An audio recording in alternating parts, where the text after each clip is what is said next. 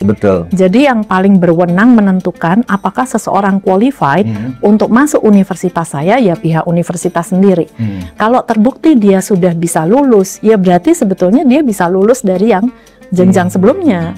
Kan pendidikan begitu, kalau ini aja nggak bisa lulus, akan sulit dia mengikuti perkuliahannya. Betul. Padahal dia bisa lulus perkuliahannya. Dan di luar negeri itu lebih kecil kemungkinannya, lebih sulit sekali untuk jalur bayar ijazah dibandingkan Indonesia. Ya, justru di Indonesia jangankan S1, 8 dari 10 guru besar Indonesia aja itu integritasnya patut dipertanyakan karena pernah menerbitkan artikel di jurnal Predator. Jadi setelah primary, kemudian O-level, E-level, gampangnya begitu deh.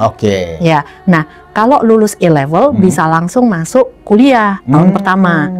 Tapi kalau lulus O-level, sebetulnya itu juga bisa keluar dari sistem secondary school, tapi untuk masuk perguruan tinggi belum qualified.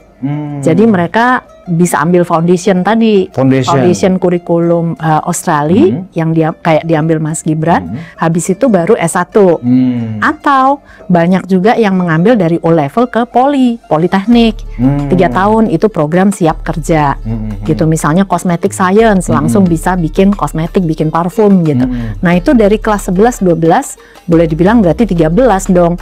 Jadi kan nggak matching gitu kalau dihitung dengan kacamata durasi pendidikan Indonesia. Tapi kalau di luar negeri memang itu biasa aja. Setelah selesai politeknik 3 tahun, kalau di Indonesia dibilangnya D3.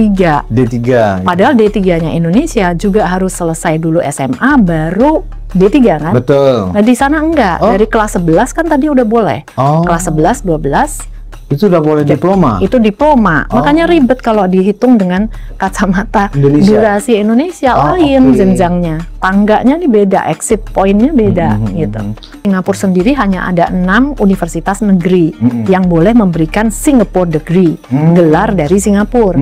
Sisanya swasta termasuk MDIS itu memang tidak boleh memberikan Singapore degree. Gelarnya itu harus ya boleh dibilang kayak pinjam dari luar negeri.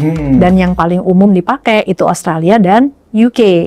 Nah, karena memang sudah menggunakan kurikulum UK dan Australia, ya tentunya foundation dari Australia sendiri ya pasti diterima, gitu ya, karena sistemnya sama. Ya, karena kan selesai S1 gitu. Kalau yang dipertanyakan ini kok simpang siur, saya nggak ngikutin yang mana hoax yang disebarkan ya. Tapi saya yang sempat dengar kan ijazahnya cuma SD. Loh berarti Anda mempertanyakan kok MDIS mau ya terima anak lulusan SD? Boleh dibilang Anda menghina MDIS dong. Betul. Kesannya MDIS jelek banget sampai mau terima anak hanya dari SD. Nah ini kan menghina universitas di luar negeri. Gitu, apalagi tuh kampus negeri Bu ya. Dan mendapatkan gelarnya juga dari UK. UK emangnya sebodoh itu memberikan gelar tanpa ada audit, tanpa ada verifikasi, entry requirement dan lain-lain. Yang ingin diperjuangkan adalah kejujuran dari sebuah ijazah. Ya pertanyakan semua politisi dan pejabat dan anggota dewan yang ada sekarang. Karena saya yakin banyak sekali berarti itu yang nggak jujur. Jadi misalkan kita sudah tahu, baru kemarin lusa saya counseling, karena setiap hari ya saya ketemu dengan mahasiswa siswa SMA yang mau ke perguruan tinggi. Nah baru kemarin lusa ibunya bilang mereka baru mendapatkan tawaran dari calo untuk membayar 350 juta untuk masuk PTN. Nah, jadi kalau yang mau diperjuangkan adalah kejujuran ijazah, coba pertanyakan semua pejabat tadinya masuk ke PTN-nya jalur bayar nggak gitu. Untuk mendapatkan ijazahnya ya coba dipertanyakan, bawain apel jeruk ke para dosen nggak gitu. Bicara lebih sulit lulus, lebih sulit, lebih fair lulusan dari luar negeri. Mohon maaf, bukan menghina bangsa sendiri, tapi kita memang punya banyak PR soal integritas.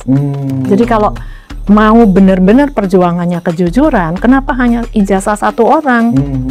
Ya, kenapa hanya ijazah wakil presiden yang sekarang? Nah, yang dulu-dulunya anggota dewan coba SMA-nya. Katakanlah banyak yang sekolahnya di luar negeri, kemudian pulang ke Indonesia, itu mereka tidak perlu penyetaraan, tapi mereka ujian paket C. supaya C. punya ijazah Betul. SMA tapi paket C. Nah, padahal kita tahu sebagian besar paket C itu ya tinggal bayar doang, keluar ijazahnya.